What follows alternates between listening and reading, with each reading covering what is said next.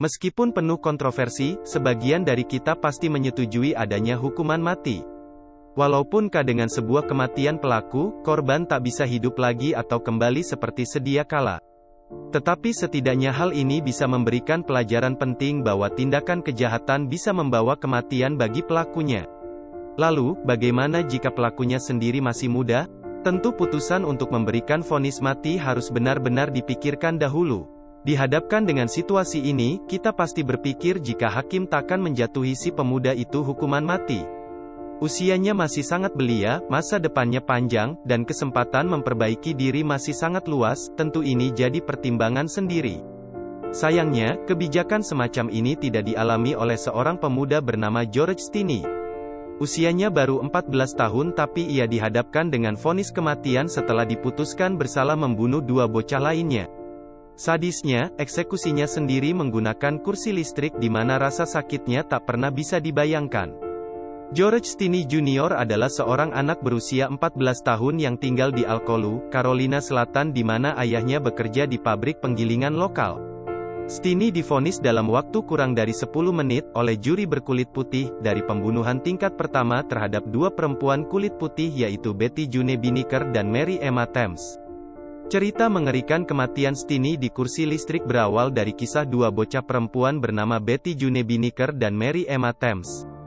Menurut saksi mata, Betty dan Mary diketahui bersama George untuk memetik bunga di sebuah tempat yang tak jauh dari rumah mereka. Lama sekali ketiganya mencari bunga, sampai akhirnya semua orang pun mulai mencari karena merasakan hal yang tidak beres. Benar saja, Betty dan Mary ditemukan sudah menjadi jenazah. Keduanya tergeletak begitu saja di tanah berlumpur dengan luka yang diduga berasal dari paku. Lalu, berdasarkan saksi mata tadi, George yang diduga bersama Betty dan Mary langsung dicurigai sebagai dalang pembunuhan. Namun laporan ini berbeda dengan hasil postmortem dan medis yang menunjukkan luka-luka yang ditimbulkan dengan objek wajah bulat, seperti palu. Sejumlah saksi mata saat itu mengklaim melihat George sedang memetik bunga dengan kedua bocah itu sebelum keduanya ditemukan tewas. George kemudian ditahan dan diperiksa. Setelah dipisahkan dari kedua orang tuanya, George mengakui kejahatan yang dituduhkan kepadanya. George ditanyai di ruangan kecil sendirian tanpa orang tuanya, bahkan tanpa pengacara. Setelah 2 jam persidangan dan pertimbangan Dewan Juri Pengadilan selama 10 menit, Stinney dinyatakan bersalah atas pembunuhan pada tanggal 24 April tahun 1944 dan dijatuhi hukuman mati dengan listrik, menurut sebuah buku oleh Mark Jones. Pada tanggal 16 Juni tahun 1944, dia menjadi orang termuda di zaman modern untuk dihukum mati. Kasus Stinney telah membuat marah para pembela hak-hak sipil selama bertahun-tahun. Pada saat itu, dia masih 14 tahun. Namun sudah dianggap siap dalam pertanggungjawaban hukum pidana. Pengacaranya, seorang tokoh politik lokal, memilih untuk tidak mengajukan banding. Tidak ada catatan tertulis tentang suatu pengakuan. Bahkan sebagian besar bukti sudah lama juga telah hilang. Keluarga Stinney mengklaim bahwa pengakuan anaknya dipaksakan dan bahwa dia memiliki alibi yang tidak pernah didengar. Alibi itu ada pada saudara perempuannya, Amy Rufner yang sekarang berusia 77 tahun. Dia mengatakan, dia bersamanya pada saat dugaan kejahatan terjadi. Keduanya tengah menyaksikan sapi keluarga mereka makan rumput di dekat beberapa rel kereta api, di dekat rumah mereka ketika kedua gadis yang mati itu mengendarai sepeda mereka. Tapi polisi menuduh Stinney membunuh para gadis tersebut saat memetik bunga liar. Stinney masih terlalu muda saat dihukum mati. Tali kursi listrik tersebut terlalu besar untuk tubuhnya yang lemah. Koran-koran pada saat itu melaporkan bahwa dia harus duduk di tumpukan buku untuk mencapai topi baja. Dan ketika saklar dinyalakan, guncangan itu merobohkan tubuhnya, memperlihatkan wajahnya yang penuh air mata. Kursi listrik disiapkan kala itu lengkap dengan instrumen-instrumennya.